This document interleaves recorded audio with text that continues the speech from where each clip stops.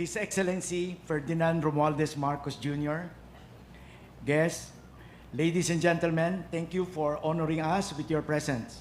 Today, we reinforce our support for Marcos administration in ensuring a food-secured Philippines.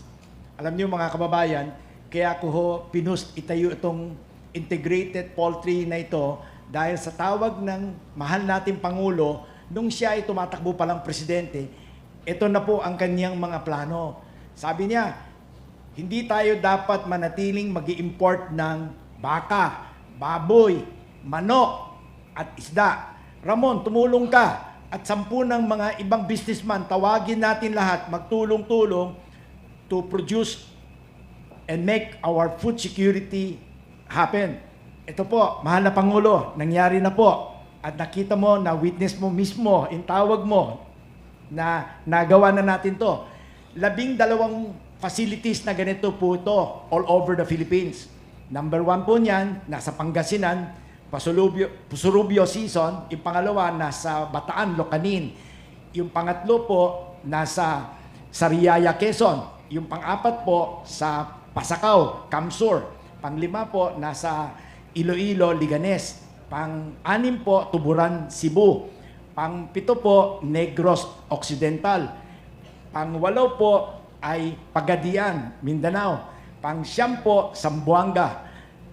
Pang-10 po, Davao, Gihing.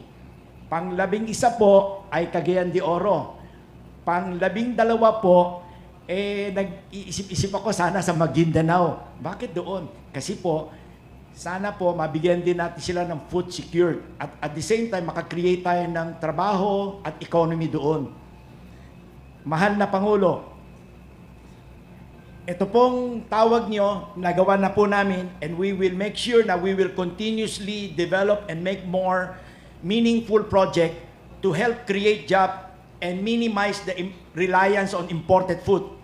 Lahat po kasi ngayon halos ini-import na natin, yung mga kababayan natin, hindi na masyadong gusto maging farmers Pero I think with your program of making sure that we give the farmers a support and making sure na local products will be supported, I'm sure more and more people like us will get into agriculture business and produce more.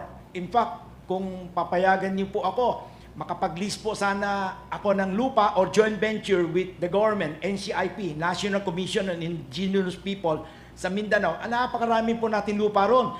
Pwede ho namin taniman yan ng palm oil or bigas, rice, or corn, or anything. Kung susuportan ako ng Department of Agriculture, ding Panganiban, siguradong mas marami tayo may tatayo.